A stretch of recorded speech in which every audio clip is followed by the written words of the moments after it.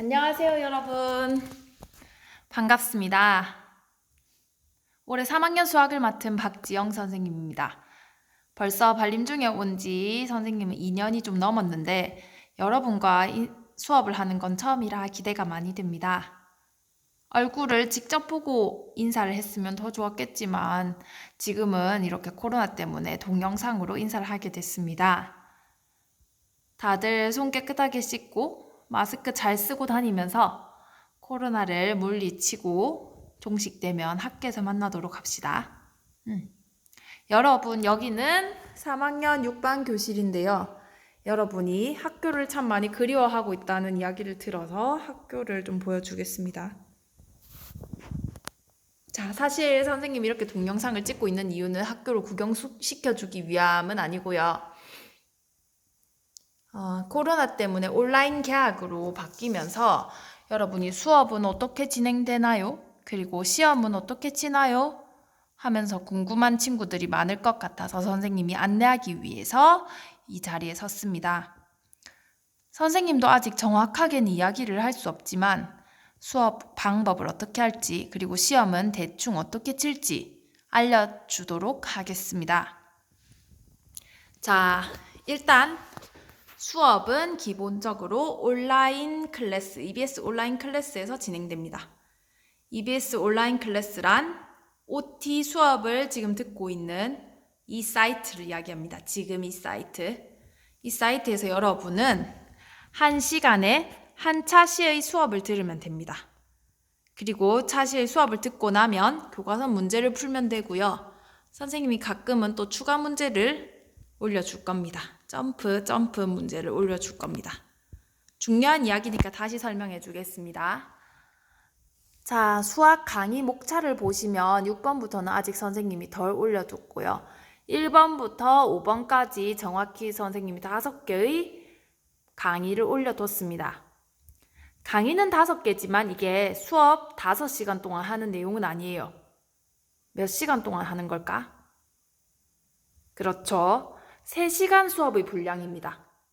자세히 보면 1번과 2번 똑같이 듄 1차시라고 적혀 있고요. 3번은 듄 2차시, 4번과 5번은 듄 3차시라고 적혀 있습니다. 이게 무슨 이야기냐?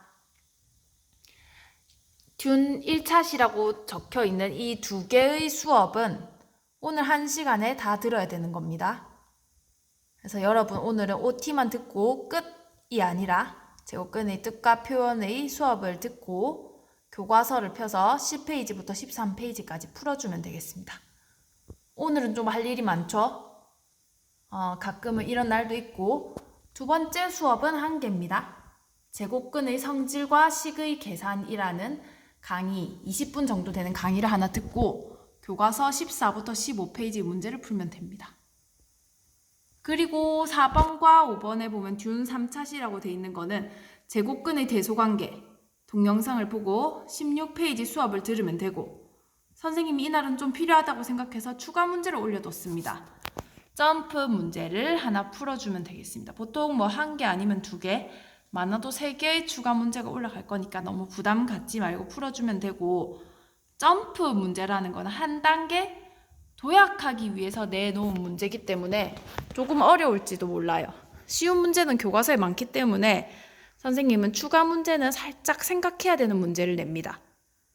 그 말인즉슨 여러분이 혹시 이 문제를 틀리더라도 너무 실망하지 말고 이거는 점프 문제니까 내가 이걸 풀어봄으로 인해서 내가 한 단계 도약했구나 하고 생각하면 됩니다. 조금 어렵더라도 너무 실망하지 마세요. 점프 문제입니다.